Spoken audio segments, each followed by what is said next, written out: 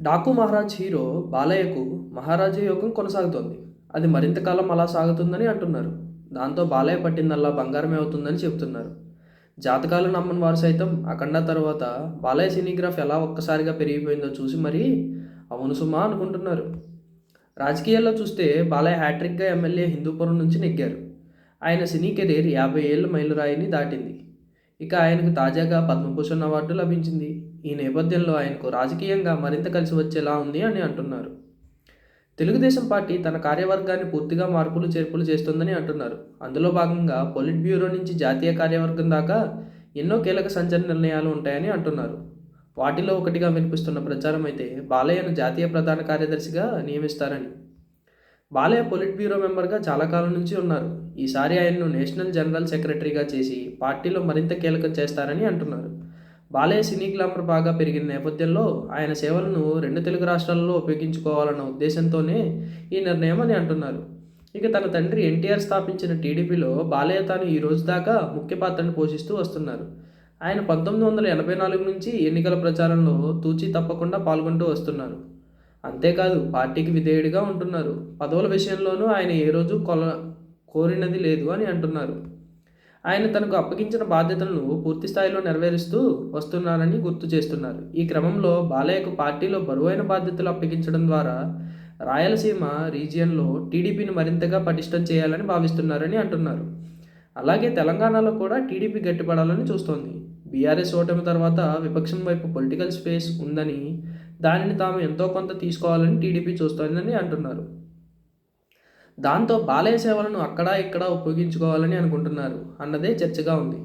అదే సమయంలో పార్టీ జాతీయ ప్రధాన కార్యదర్శిగా ఇప్పటికీ 3 సార్లు చేసిన నారా లోకేష్ తాను ఆ బాధ్యతల నుంచి తప్పుకుంటానని చెప్పి ఉన్నారు. ఆయనను టీడీపీ జాతీయ వర్కింగ్ ప్రెసిడెంట్గా నియమిస్తారనేది కూడా ప్రచారంలో ఉన్నమాట. అంతేకాకుండా ఇటు జాతీయ కార్యవర్గంలోనూ అటు పొలిట్ బ్యూరోలోనూ కొత్త ముఖాలు ఎన్నో కనిపిస్తాయని చెబుతున్నారు. మొత్తానికి ఈ ఏడాది మహానాడుని ఘనంగా నిర్వహించడానికి టీడీపీ ఇప్పటి నుంచే సమాయత్తం అవుతోంది. దాంతో మహానాడులో పార్టీలో కీలక మార్పుల గురించి ప్రకటించే అవకాశాలు మెండుగా ఉన్నాయని అంటున్నారు. మరోవైపు సొంత పార్టీ నాయకులకు కార్యకర్తలకు పనులు అప్పగించడం తప్పు కాదు, అవసరం కూడా. కానీ సమయం సందర్భం చూసుకొని కొన్ని బాధ్యతలను అప్పగించాల్సి ఉంటుంది.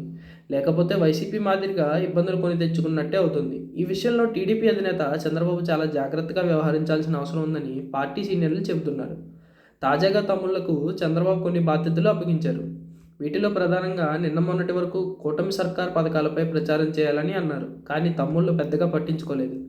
కానీ 7 మాసాల తర్వాత కూడా కూటమి ఇచ్చిన హామీలను అమలు చేయడం లేదంటూ వైసీపీ నాయకులు ప్రచారం చేయడంతో ప్రజల నుంచి కూడా అదే తరహా స్పందన వస్తోందని చంద్రబాబు భావిస్తున్నారు. దీంతో వైసీపీపై ఎదురుదాడి చేయాలని, ఎక్కడికక్కడ వారికి గట్టిగా సమాధానం చెప్పాలని ఆయన సూచించారు. ఈ బాధ్యతలను ప్రతి ఒక్కరూ తీసుకోవాలని కూడా పార్టీ నాయకులు, కార్యకర్తలను చంద్రబాబు కోరారు. అయితే ఇలా చేయడం సరికాదన్నది సీనియర్ల వాదన.